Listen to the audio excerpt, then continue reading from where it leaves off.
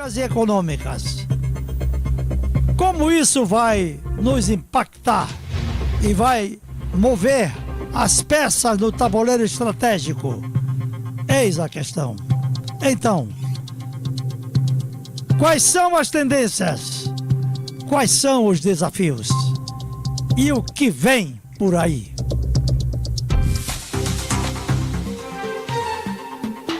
Daniel Chaves Ribeiro, o mundo, o analista.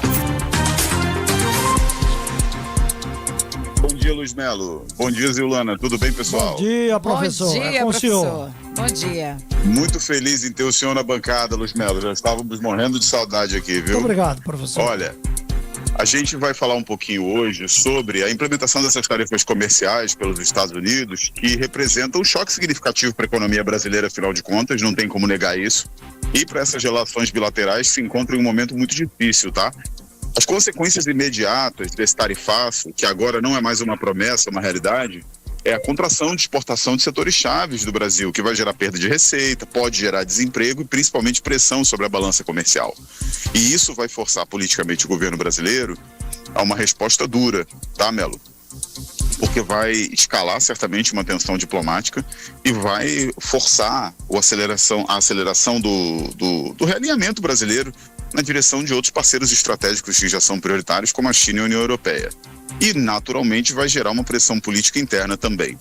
Vale a pena a gente falar, Melo, do impacto setorial direto e macroeconômico. A gente vai falar que alguns setores, como o agronegócio e produtos manufaturados, vão sofrer pressão.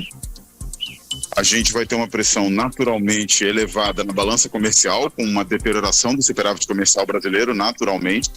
A gente vai ter também, muito provavelmente, uma pressão sobre o câmbio, sobre a inflação, porque vai ter uma redução de fluxo de dólares, que consequentemente vai gerar uma desvalorização do dólar sobre o real, o que é uma coisa que globalmente os Estados Unidos estão produzindo, e vai ter que mexer com a política monetária do Banco Central.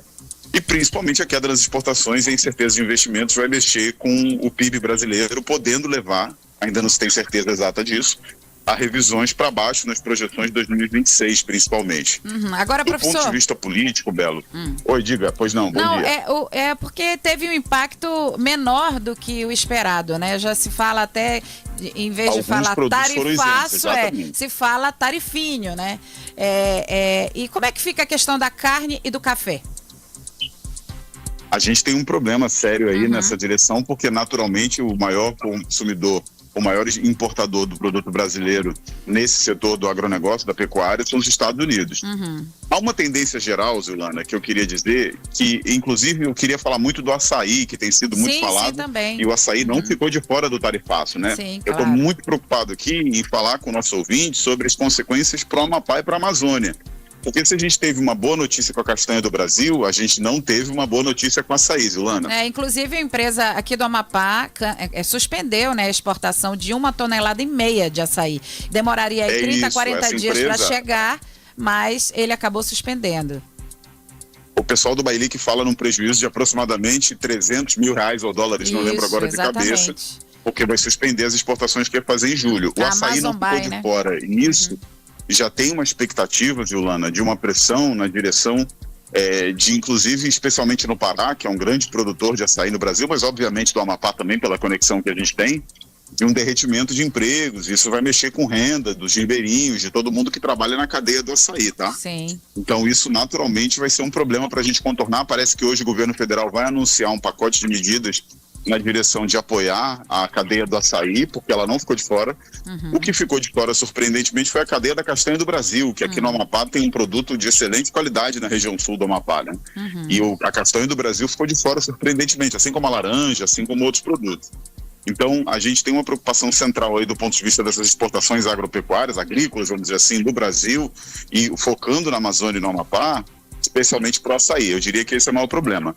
Mas a gente tem uma tendência também, Zulana, que eu queria tocar nesse assunto, com relação ao que isso vai gerar em termos globais, tá? Sim. A gente já tem um esfriamento diplomático das relações Brasil-Estados Unidos, já há uma iminência de uma entrada do Brasil na OMC, fazendo uma manifestação de contestação formal com relação à ilegalidade, ao protecionismo das tarifas, apesar disso ser muito incerto. E o setor produtivo vai sofrer muita pressão. Entidades como a Confederação Nacional da Indústria e as federações de indústria vão exercer naturalmente um forte lobby no Congresso e especialmente no Executivo, pedindo ou medidas de retaliação, o que eu acho que é menos produtivo, e principalmente isso deve acontecer, e está perto que ocorra, o posicionamento do governo Lula está corretíssimo, pacotes de ajuda aos setores afetados. Então, isso vai naturalmente ter que acontecer, porque é papel, de certa forma, por mais que seja difícil, duro, do governo, os governos, absorver esse tipo de impacto, fortalecendo os setores produtivos, que são eles que geram emprego, renda, oportunidade para as pessoas, né? E o caminho do Brasil, então, seria procurar novos mercados, né? Por exemplo, no caso da carne... Sem sombra de dúvidas. Vender, Sem então, sombra de dúvidas. Carne tanto para a China quanto abertura de mercado de carne bovina ao Japão, por exemplo, né? Isso, olha só, a China já é um enorme parceiro comercial brasileiro, ocupando um papel protagônico hoje na balança comercial brasileira, e a União Europeia também pode ser um excelente parceiro. Sim. Já há uma discussão acontecendo nos últimos anos de uma integração entre o Mercosul e a União Europeia, apesar de ambos esses blocos, essas entidades estarem muito fragilizados por conta justamente dos nacionalismos que vêm crescendo no mundo inteiro, dos protecionismos. Mas a tendência é que a gente, sim, acentue relações com China e União Europeia e, inclusive, outros mercados alternativos. Tem uma articulação muito forte com o Japão, como você falou, com a Indonésia. Os mercados asiáticos exibem um poder de compra que é significativo e isso deve, sim, levar a uma diversificação de mercados. As saídas, Yolanda, eu acho que passa exatamente por aí. Diversificar mercados, por um lado, expandindo essa malha de relações comerciais brasileiras no mundo, buscando situações mais vantajosas, que não impactem de forma tão agressiva na nossa produção, e por outro lado, haverá de haver pacote de ajuda, infelizmente, isso vai custar, isso vai acontecer, porque a gente não pode ter um derretimento da indústria nacional brasileira depois de tudo que ela passou nos últimos anos. A gente precisa, sim, de pacotes de apoio, e isso deve ser anunciado nos próximos dias, se não demorar hoje. Certo. Agora, professor, de repente, essa tal lei Magnística passou a ser o bicho-papão um pouco mais, né? E já pegou, ela foi criada, pelo que eu li um pouquinho, para punir ditadores, matadores em potenciais, enfim. Mas pegou o nosso ministro Alexandre de Moraes, que já é considerado como persona non grata nos Estados Unidos. Cabe nele essa carapuça, professor? Não, Luiz Melo, eu acho que nesse caso aqui a gente tem naturalmente um incômodo geral, e isso é uma coisa que é inegável, com relação a essa confusa relação entre o Poder Judiciário, entre a Suprema Corte, mas isso não é só aqui no Brasil, isso é no mundo inteiro, sobre os papéis da Suprema Corte na relação com a manutenção do Estado de Direito e da legalidade das democracias no mundo, tá? Essas tensões acontecem em todos os lugares hoje onde você tem democracias que estão sendo desafiadas por governos que não respeitam as regras do jogo. Isso. Então a gente teve naturalmente, e é inegável, por mais que a gente tenha uma posição política A ou B, no final do governo passado, uma ruptura ou uma tentativa de ruptura, né, uma tentativa de golpe muito forte, e a gente teve uma inquietação muito severa das instituições, não só o executivo que sucedeu, mas o judiciário e até mesmo o legislativo, pode-se dizer dessa forma, na direção de tentar frear esses impulsos anti-institucionais que vão na direção de dissolver o Estado de Direito. Então, eu entendo que existe esse incômodo, e essa é uma discussão que precisa ser feita com muita ponderação, porque não é papel do Judiciário legislar, mas também é papel do Judiciário manter a preservação do Estado de Direito. E a lei, não só a lei Magnitsky, mas todo o processo que diz respeito a essa relação Brasil-Estados Unidos e dos Estados Unidos com outros governos do mundo, não se aplica ao Brasil. Poderíamos Hoje, dizer... visivelmente, o Brasil... Poderíamos dizer, então, que é uma aberração jurídica, um insulto à nossa Constituição, uma violação direta realmente à soberania nacional, não é, professor? Me parece absolutamente desproporcional. Existe uma discussão global sobre o papel dos judiciários na manutenção do Estado de Direito e os limites da sua atuação. Isso não tem como discutir, não tem como negar.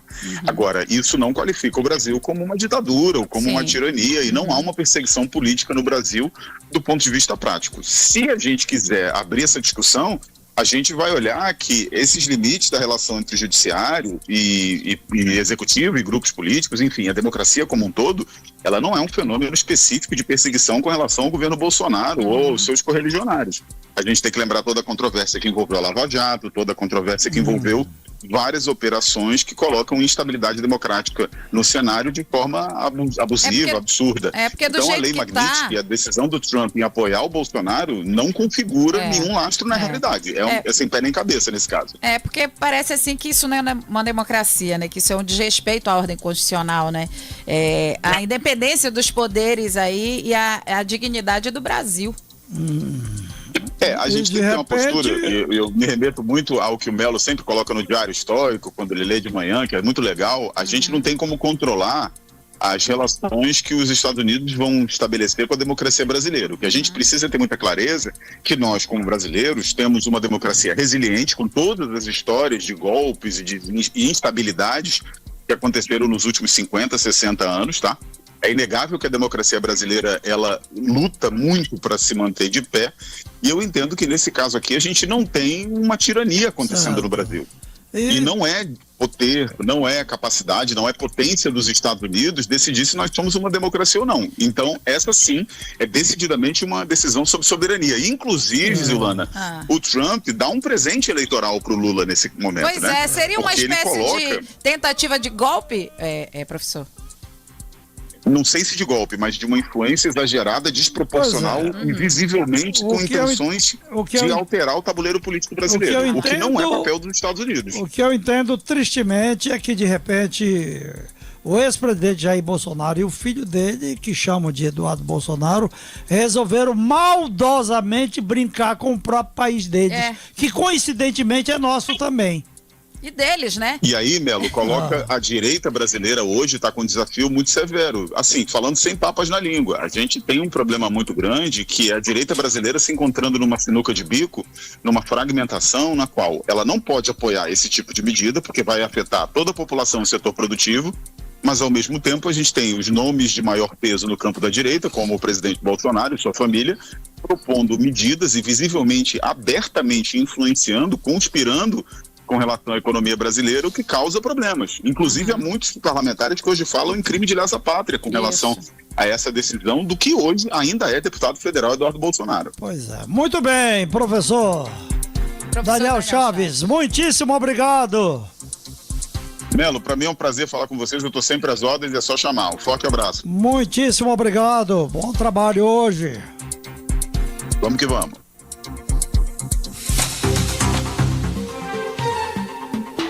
Daniel Chaves Ribeiro, o mundo, o analista.